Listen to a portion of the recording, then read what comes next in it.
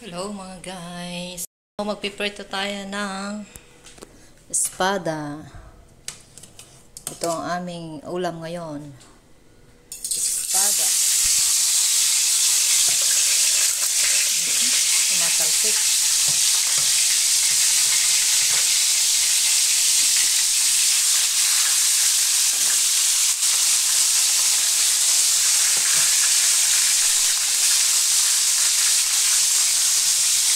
Sarap nito. Masarap.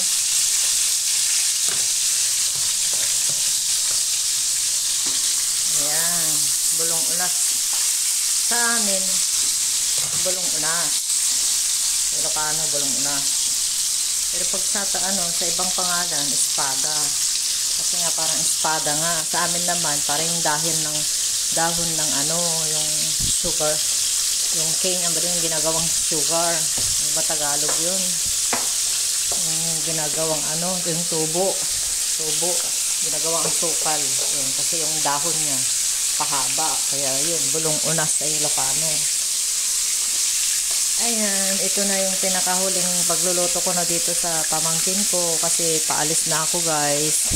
Bukas ihatid ako ng madaling araw ng 4:30, 4 o'clock. Paalis na kami ng madaling araw, alas 4, 4:30, labas na kami. Kasi araw na lang flight ko bukas alas 7, ang aga-aga guys. Sobrang aga, pero may mas maaga pa dun sa mga kasama ko, alas 5, ganun. Meron naman ng hapon, hindi kami sabay-sabay. Ito, imbes na sa labas kami kakain, kaso lang hindi ko magawa yung i-travel pass ko kanina kasi sumakit ang ulo ko kasi ang hirap mag-login ng i-travel pass. Ang hirap talaga as in. Kahit alam mo yung password mo sa email, kailangan pala gumawa ka ng bago mong password. Tapos, sabi nila, iti-treat nila ako sa glass house sa Alabang. Naku, wala na akong excited. Gusto ko sana. Kaso lang sumakit na ulo ko yung hindi ako makalag-in. Ilang oras ako hindi makalag-in. Hanggang sa hapon na sabi ko kayo na lang pupunta. Hindi pa ako makapag-register, hindi ako makapasok sa airport.